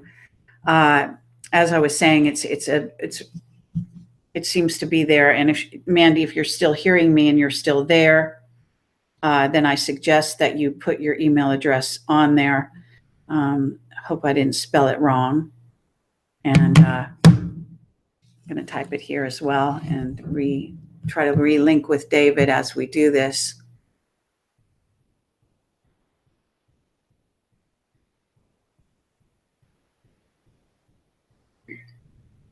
Great, we got you back. So what we were doing is basically showing them your website, giving them the link, and again, you were saying some last minute words here. Go right ahead, David. When I gave you that math problem, they don't teach operations in the United States, and people don't pay attention to operations on math, and they don't pay attention to the word syntax. You know, when I was 10 years old, I studied sentence diagramming in school. Today, they don't do that. They just say, write anything you want and do creative writing. There are no rules that they teach the English students today. And I went into school and I wrote a correct prepositional phrase on the blackboard for parent-teachers conferences. The teacher came in and saw that, grabbed an eraser immediately, and screamed, "Who wrote that?" and erased it so that nobody could see what correct grammar looks like. So the teachers are told, if you teach correct grammar, we will put your children in foster care and put you in an insane asylum. We cannot have Americans educated in correct grammar, because then they would know that we've been lying to them for 240 years, and we would lose control over the people. And that's the way they run this government. All right. And more and more people every day are coming over to correct grammar. Okay, so I've typed And it isn't just here, it's all over the world. All right. I appreciate that. I have typed Mandy's email address in the chat. So if you want to contact her and try to help her husband to get out of jail, or just help their family. Hers is her brother. That's her brother. I mean, her brother, I'm sorry. To get out of jail. And, you know, I'm sure it would be greatly appreciated.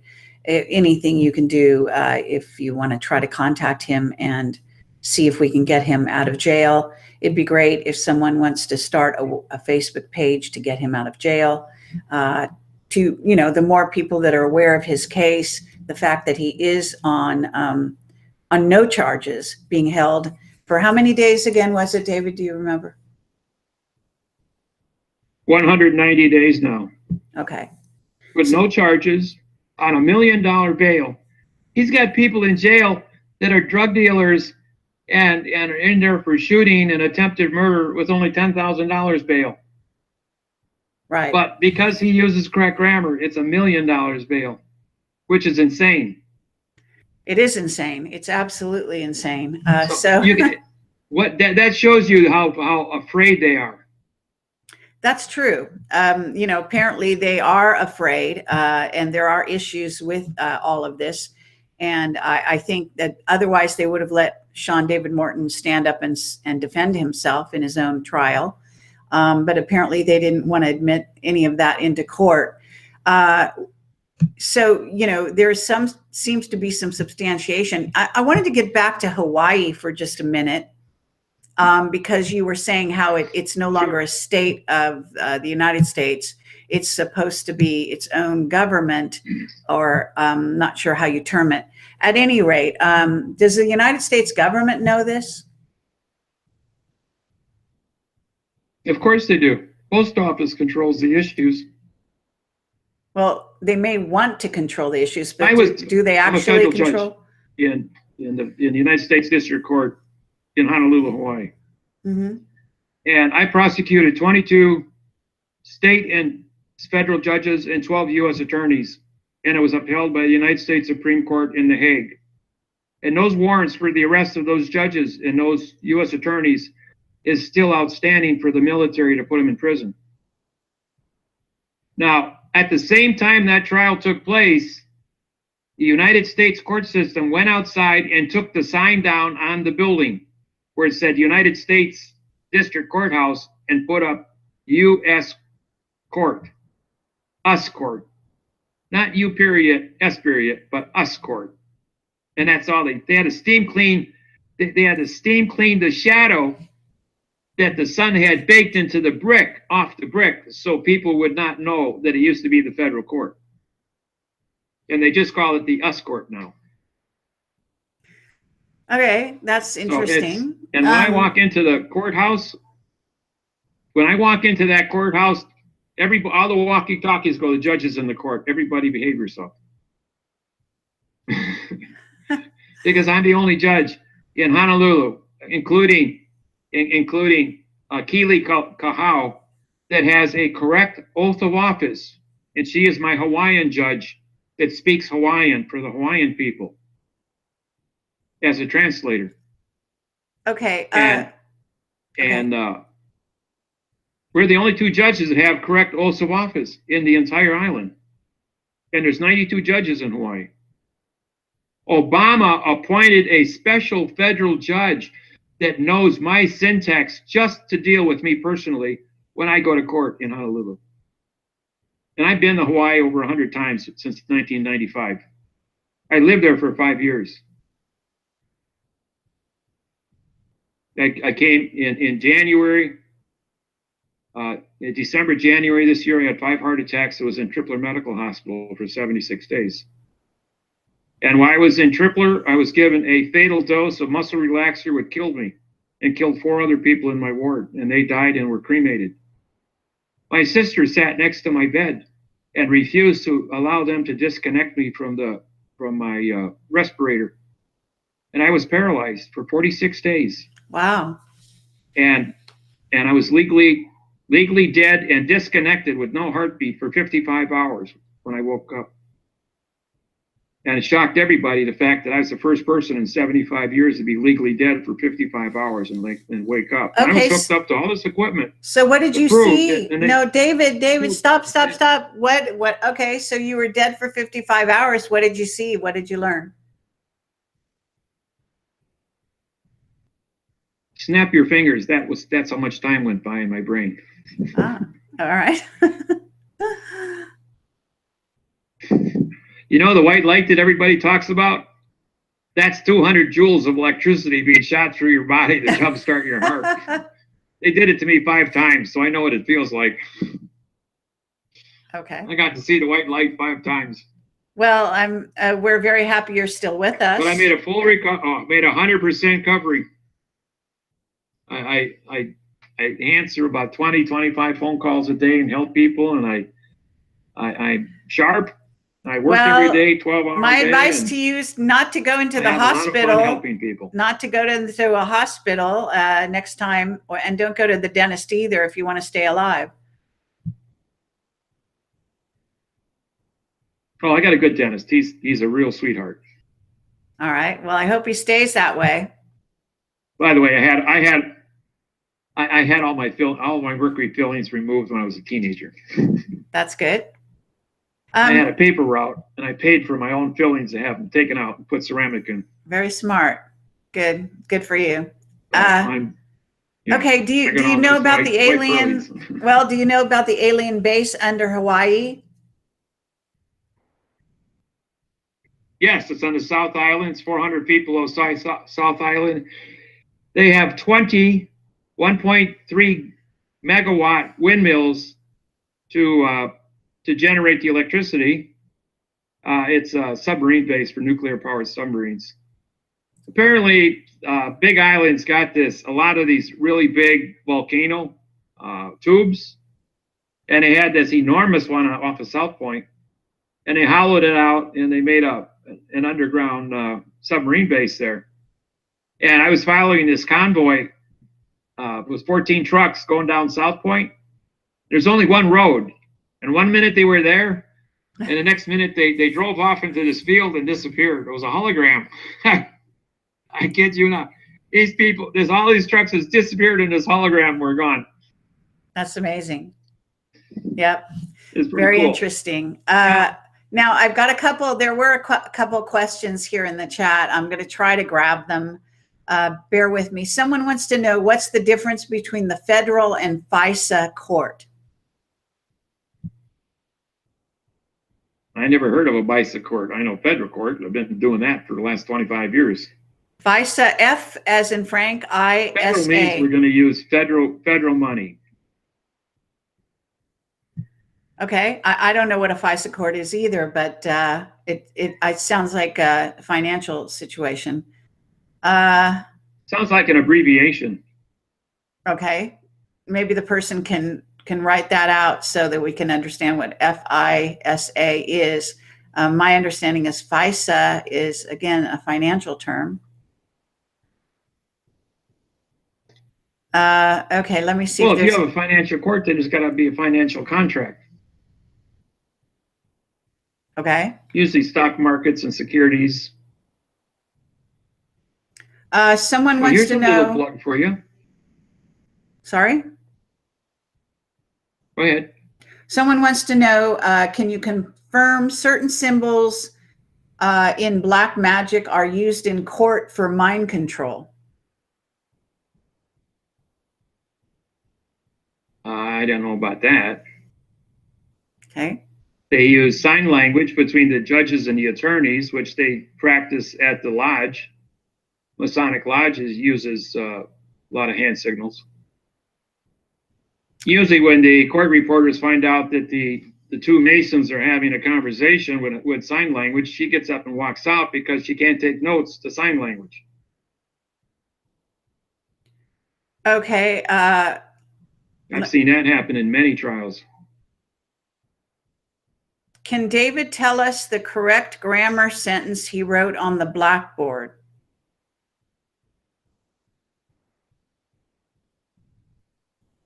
I've written in what seminar? I've done 1,000 seminars. I don't know.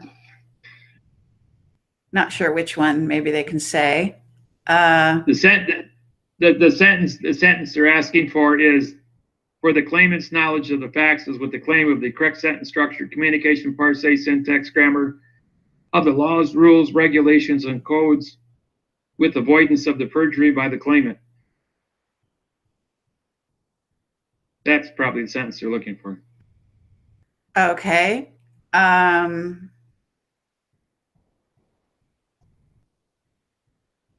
What can we do to change the language of law? Someone wants to know. Well, if you study the website, the website's already written in correct grammar, and there's several lawsuits assigned to different areas of the pages, like the insurance fraud. I have a 2-page lawsuit up there that outlines the fictitious insurance as well as mortgage fraud. But you also have to have a dictionary and a sequence of laws to go with that with expanded definitions.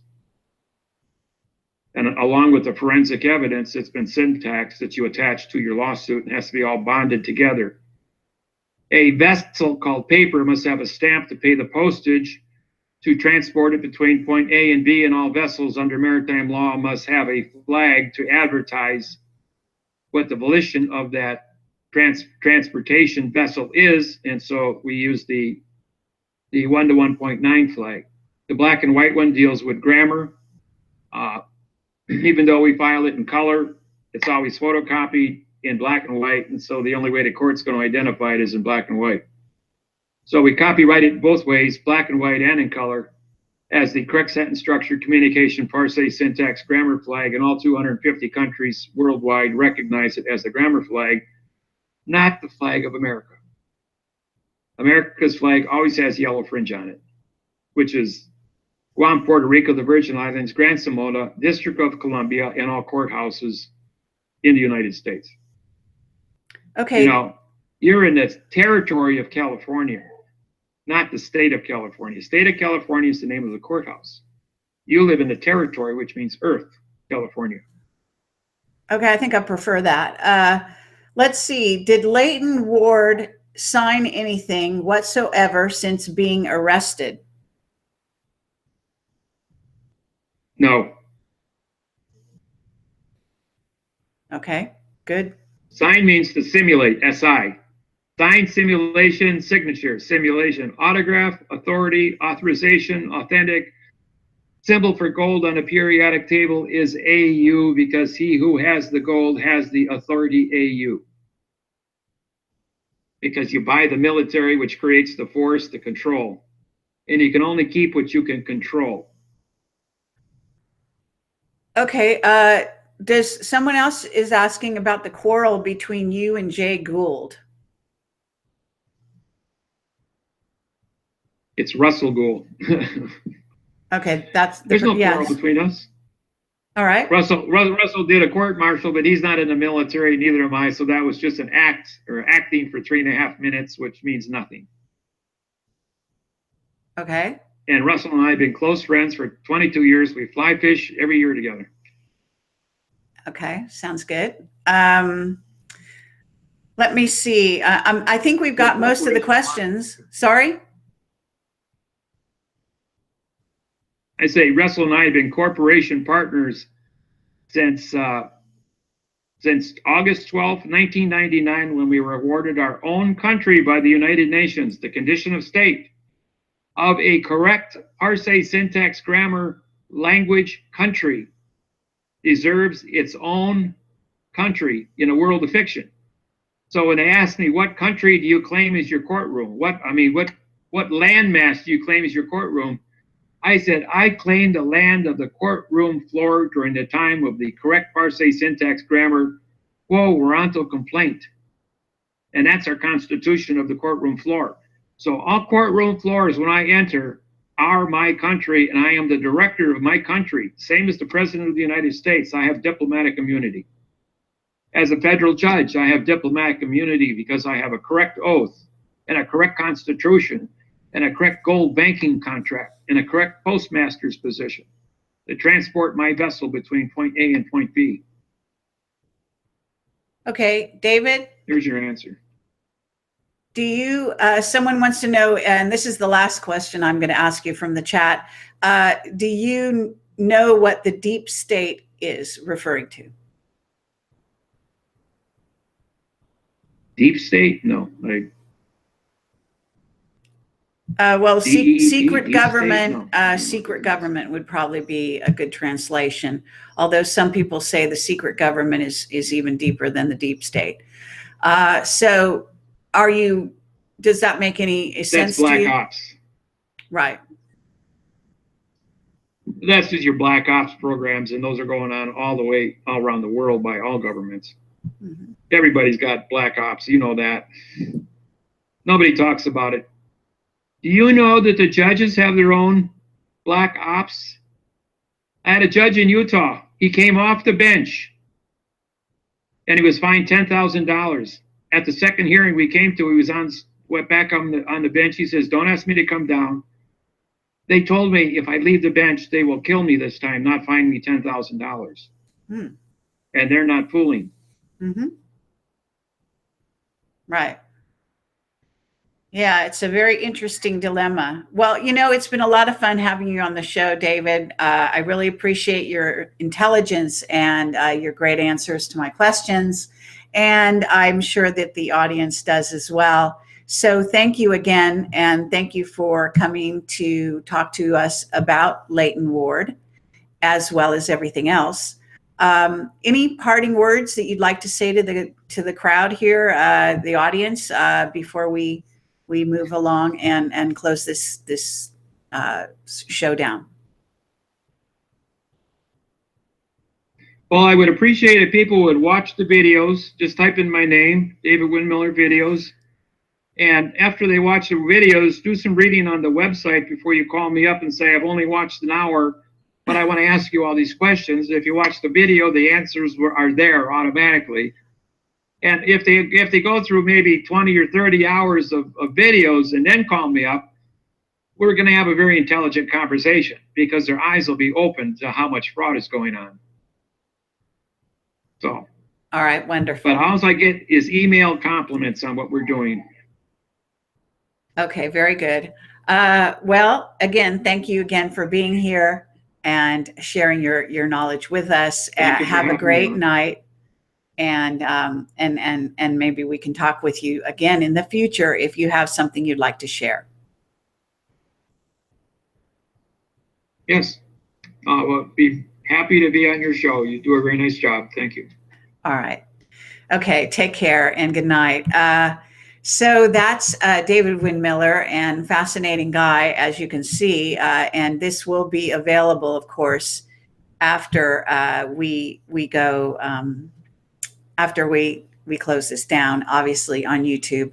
And for those of you who are having difficulty finding his website, just for the moment, I'll just put it on the screen here, and so that you can see that. As he says, he has quite a complex website, and I think it's worth being aware of if you're interested at all in this topic. And what I'm doing now is just waiting for YouTube to catch up with me.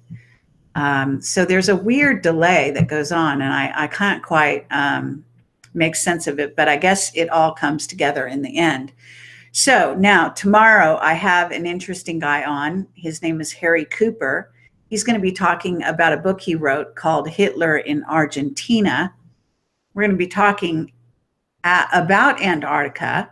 I'm not sure his level of knowledge in that area, but I'm hoping to get some information from him, or at least his point of view. He has been doing tours in Nazi Germany, a very strange thing to do from my point of view, but this is what he does. We're going to talk to him about that, and hopefully we're going to get the logistics working. Seems like he might be a little bit challenged by the whole sort of computer situation, but he says he can make it on Skype, so we'll have him on Skype. And that's what's happening tomorrow. So I may be doing some interviews in person. I could use some donations to make travel possible.